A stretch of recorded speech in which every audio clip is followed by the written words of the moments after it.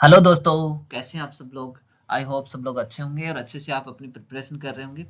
देखिए, एक महीना रहा है एग्जाम का, तो प्लीज आप be sincere, to be honest, आप काम करिए अच्छे से। आज हम पढ़ने वाले रिसर्च में steps of the research process की, रिसर्च प्रोसेस में क्या क्या कौन कौन से स्टेप्स हैं उसके बारे में। मेरा नाम कमल है और आज हम स्टेप्स के बारे में पढ़ने वाले हैं। अगर आप मेरा टेलीग्राम चैनल या व्हाट्सएप चैनल ज्वाइन करना चाहते हैं तो मैं उसके लिंक डाल दूंगा, आप जरूर ज्वाइन कर लीजिएगा। ओके, चलिए। फर्स्ट ऑफ ऑल हम देखते हैं कि कौन कौन से स्टेप्स, उसके बारे में देखते हैं कि कौन कौन से स्टेप्स हैं, है ना, कि क्या क्या स्टेप्स है उसमें। ये सारी चीजें हम देखते हैं। चलिए, फर्स्ट सबसे पहला एक स्टेप है आइडेंटिफाई द प्रॉब्लम। किसी भी अगर रिसर्च कर रहे हैं किसी भी टॉपिक पर, तो हमें पता होना चाहिए कि हमारा टॉपिक क्या है और टॉपिक की प्रॉब्लम क्या है, या तो टॉपिक या प्रॉब्लम क्या है उसको, है ना।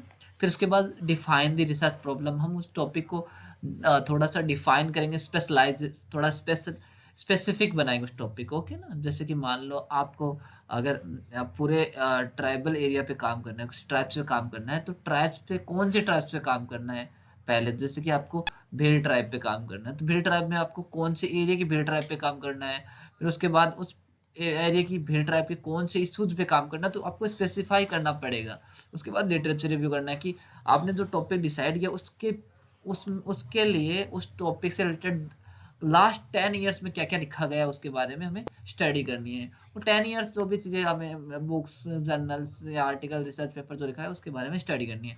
Develop the research objective. हमें हमारे रिसर्च ऑब्जेक्टिव डेवलप करने की क्या क्या हम फाइंडिंग्स क्या चाहते हैं, हमारे उद्देश्य क्या क्या हैं। उसके बाद रिसर्च डिजाइन, कि आपका ऑब्जेक्टिव, आपका रिसर्च डिजाइन, दैट मीन्स कि आपका टाइम क्या, डाटा क्या रहेगा, सैंपल कितना रहेगा, आप कहाँ से आप मतलब पूरा प्लानिंग। रिसर्च डिजाइन मीन्स की प्लानिंग बनानी है। फॉर्मुलेट द हाइपोथेसिस, एक टेंटेटिव हाइपोथेसिस, एक टेंटेटिव आइडिया आपको जनरेट करना है। Create the sampling, of sampling, sample decide करना है कितना सैंपल होगा, डाटा कलेक्शन करना है, डाटा एनालिसिस करना है और हाइपोथेसिस टेस्ट करना है। उसके बाद देखना है कि डाटा एनालिसिस होने के बाद देखेंगे कि हमने जो हाइपोथेसिस बनाई थी वो हाइपोथेसिस सही है कि नहीं। उसके बाद रिपोर्ट राइटिंग करनी है, प्रेजेंटिंग द फाइंडिंग, जो हमने फाइंडिंग मिली है उसको प्रेजेंट करना है। ओके, तो ये तो था जो मैंने आपको बता 10-12 जो भी थी, सारी मैंने स्टेप्स बता दी। उसमें अब उसको थोड़ा डिटेल में स्टडी करते हैं। देखिए, आइडेंटिफाई द प्रॉब्लम, है ना। आइडेंटिफाई द प्रॉब्लम यानी कि the topic should be narrow and और to be narrow, too too narrow और नॉट टू वेग, यानी कि ना तो कुछ ज्यादा मतलब बड़ा होना, छोटे एकदम छोटा कर दो वो भी नहीं, अब ना ही कुछ ज्यादा एकदम से कॉम्प्लेक्स होना चाहिए, एकदम से सिंपल आपका टॉपिक होना चाहिए। Researcher should be familiar with topic, यानी कि आप जिस टॉपिक से रिसर्च कर रहे हैं उसके बारे में आपको पहले पढ़ना पड़ेगा, उसके बाद ही आप टॉपिक डिसाइड करिए।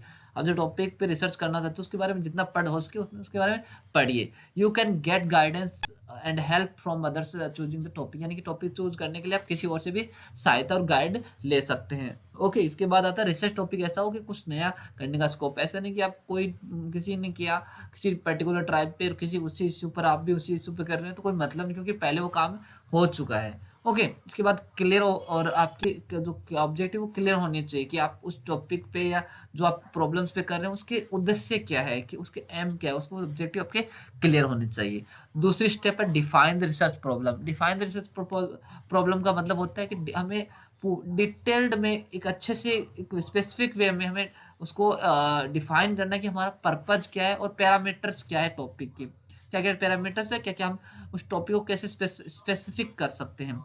यहाँ हम एक बाउंड्री ड्रॉ करेंगे कि भाई मुझे अगर करना है, अगर मुझे किसी भी ट्राइब्स पे काम करना है, तो मुझे एक पर्टिकुलर एरिया की ट्राइब्स या कोई भी ट्राइब, जैसे संताल ट्राइब्स है तो संताल ट्राइब में मुझे इसी पर्टिकुलर ट्राइब्स पे इसी एरिया में इसी पे करना है, तो एक पर्टिकुलर एक बाउंड्री तय कर लिया, इसी के बाहर तो मैं नहीं जाऊँ, क्योंकि आप ट्राइब्स की बात करते हो तो पूरे इंडिया में, पूरे वर्ल्ड में कितने ट्राइब्स है, कितना एरियाज है, तो उस पर हम बात नहीं करेंगे। Avoid the unnecessary and technical language. आप टेक्निकल लैंग्वेज और अननेसेसरी वर्ड है उसको अवॉइड करने की कोशिश करें। Generally we try to understand the topic, topic को अंडरस्टैंड करने की कोशिश कीजिए, और ज्यादा उसमें वेग बनाने की जरूरत नहीं, कॉम्प्लेक्स बनाने की जरूरत नहीं होती है। इसके बाद आता है review of the literature.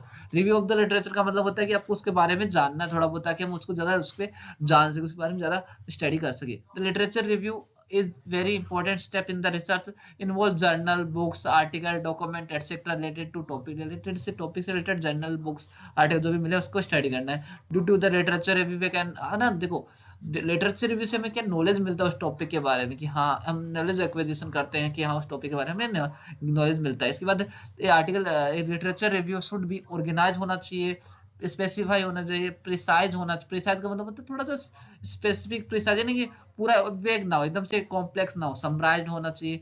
Critical review होना चाहिए कि क्या उन्होंने जो किसी ने भी उस पर रिसर्च पेपर लिखा है तो क्या उसमें क्या कमी है और क्या होना चाहिए था। Okay, there are 3 step in the literature review, तीन लिटरेचर रिव्यू करने की 3 स्टेप होती है। First of all make a list that we know and about the topic, theme wise उसमें बनाइए कि कौन कौन सी थीम है, उस थीम वाइज उसको आप लिटरेचर रिव्यू करिए। हम लिटरेचर रिव्यू को एनालाइज करेंगे, फिर क्या खोजना है, पहले वही कि हम समझें कि क्या रियल में हम जो टॉपिक लिए उस टॉपिक से रिलेटेड क्या खोजना है, जिस टॉपिक हम खोज रहे हैं उस टॉपिक पे काम करने की जरूरत है या भी नहीं है। क्या पता आप जो जिस टॉपिक पर रिसर्च करना चाहते हो उस टॉपिक पे पहले रिसर्च हो चुका हो।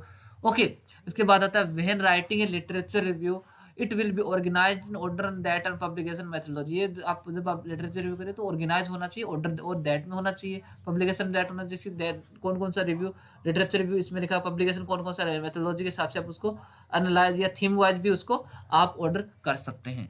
उसके बाद आता है आपका develop the research objective. After reviewing the literature review we find out the has happened on the topic what need to do done, यानी कि क्या हो चुका है उस टॉपिक से रिलेटेड, वो हमें देखना है कि क्या उस टॉपिक पे हो चुका है, क्योंकि हमारे ऑब्जेक्टिव बहुत इंपॉर्टेंट होता है।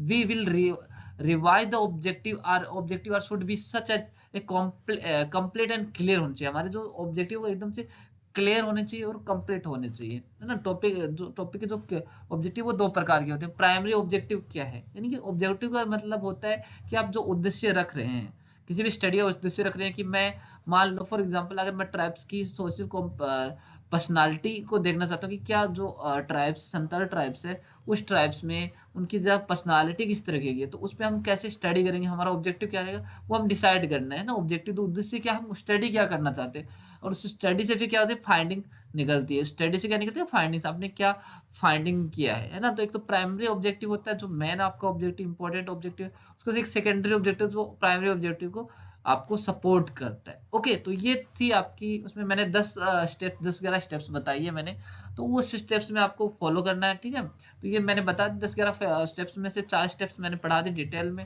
टू बी कंटिन्यू, है ना। ओके, आप अगली क्लास में हम मिलते हैं फिर।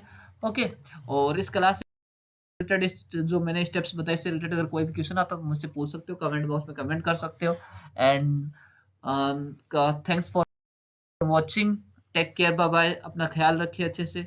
आप आराम से कोई भी कमेंट हो, कोई भी चीज हो, आप मुझे बता सकते हैं कि ये आपको समझ में नहीं आ रहा है, तो आप अच्छे से आप मुझे कमेंट करके बता सकते हैं। Thank you, bye bye, thanks for watching.